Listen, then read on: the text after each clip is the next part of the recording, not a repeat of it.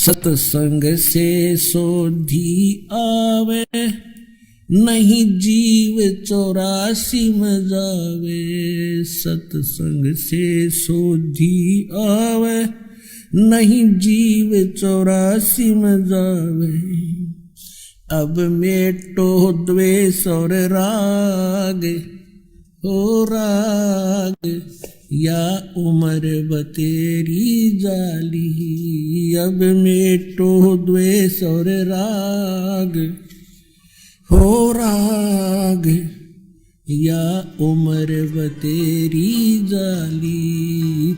अब उस परम पिता परमेश्वर परम पूज्य कबीर जी, जो एक जुलाहा जाति में, एक झोपड़ी में रहने वाला, एक धोती लंगोटी में रहने वाला, और उसको भगवान मानना बालकों का खेल है, लेकिन वो परमात्मा है और थे और रहेंगे, क्योंकि हम समझ नहीं सके।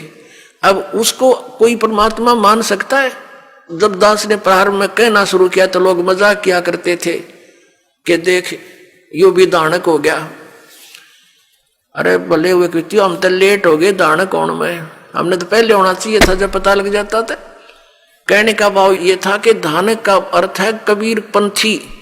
उस कबीर पंथ परमात्मा परमेश्वर के द्वारा दिए हुए वे ऑफ वर्शिप पे, उस रास्ते पर चलने वाले तो हमने पहले बन जाना चाहिए था। हमारे दादे परदादों ने बन जाना चाहिए था। वह भूत बने फिरे नकली संतों और पंथों, इन गुरुओं के शास्त्र विरुद्ध ज्ञान को सुन सुनकर अरीब उनके श्राद्ध निकलवावे। वह भूत बने फिरे आप खावे, क्योंकि तुम्हारे पिताजी स्वर्ग में दुखी हो रहे हैं। अरे स्वर्ग की तो हो गया जहां दुखी हो रहे हैं, लोग ना नरक में डलवा दिए उल्टी साधना करवा के, और फिर आप पेट भरे और श्राद्ध के तुम्हारे पिताजी खावे। वाह भाई वाह। तो कहने का भाव ये पुण्यात्माओं, शास्त्र विरुद्ध साधना करने से हम बहुत हानि उठा चुके हैं। उस दानक जुलाहे कबीर जी को और भगवान मानना, ये भी एक 8वां जुबा के 10वां जुबा समझ लियो, लेकिन वो भगवान है ही। हमारे ना मानने से उनकी वो प्रभुता समाप्त नहीं हो सकती, क्योंकि हम नहीं पहचान पा रहे लाल है ये, हमें विश्वास नहीं हो पा रहा, तो ये हमारी बाल बुद्धि का ही परिणाम है। लाल तो इतनी ही कीमत रखता है, वो लाल है, वो पूर्ण परमात्मा है, और वहां लीला करने के लिए सह शरीर आए थे, सह शरीर चले गए थे, और पूरा ज्ञान उन्होंने हमें बताया आकर के, जो दास आपको बता रहा। तो प्रसंग चल रहा है, हम उसी पर आते हैं। तो इसी प्रकार जब आप जी दीक्षा ले लेते हो, उसके बाद फिर दास जो वचन बोलता है और आपके मन में अविश्वास उत्पन्न होता है, तो आप कमजोरी में आ चुके हो। क्योंकि आप कितने दिनों से भक्ति कर रहे होगे, जब से जन्म हुआ। पवित्र हिंदू धर्म में तो शायद कोई ही व्यक्ति ऐसा हो, एकाधा नास्तिक, जो भगवान नहीं कहता हो या उसको नहीं मानता हो। वैसे तो मुसलमान धर्म में भी भगवान अल्लाह वो सभी मानते हैं, ईसाई धर्म में भी मानते हैं, हिंदू धर्म में भी मानते हैं।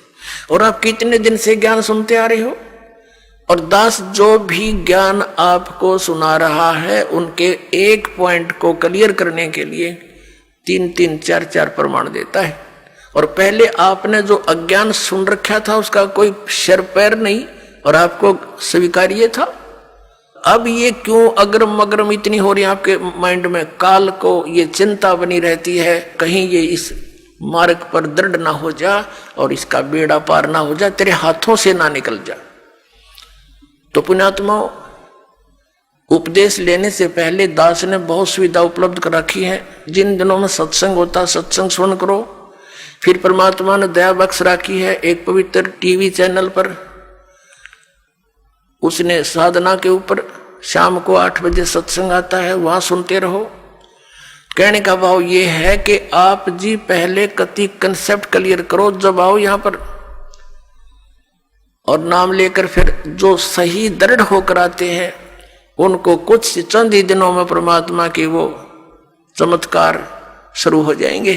क्योंकि कनेक्शन ले लिया बिजली का, कनेक्शन लेते ही आपके पंखे चलेंगे, सब कुछ ठीक चलेगा। यदि कनेक्शन लूज हो गया, ना पंखा चलेगा ना कोई और सुविधा उस पावर से होगी। जो पावर सत्र का काम है तो पावर से ही होगा। तो इस प्रकार आपका अगर कनेक्शन लूज रह गया, यानी आपका नाम खंडित हो गया, तो मालिक की पावर आपके घर पर या आपकी बॉडी में काम नहीं करेगी। इसके लिए परमात्मा ने बताया है कि अनंत कोटि बाजी जहां अमन रचे सकल ब्रह्मांड ही, कहे कबीर मैं क्या करूं ये काल करे जीव खंड। कि मैं इतना समर्थ हूं। परमेश्वर कबीर जी कहते हैं अनंत कोट बाजी जहां मैंने रचे सकल ब्रह्मांड। और कबीर साहब कहते हैं, आदरणीय गरीबदास साहिब जी को कबीर साहब ने ये ज्ञान दिया था, ये वाणी गरीबदास साहिब जी की है कि कबीर साहब ये कहते हैं, गरीबदास जी उसका समर्थन कर रहे हैं कि कबीर साहब ये कहते हैं कि मैं क्या करूं, युग काल मेरे से जीवों को खंड कर लेता है, इनके नाम खंड करवा के फिर मेरी पावर वहां काम कर नहीं सकती, ये ऐसा कर देता है। तो आप इसे सावधान हो। दीक्षा लेने में देरी हो जावे कोई दिक्कत नहीं, लेकिन लेने के बाद फिर ये समझ लेना हमें भगवान मिल गया।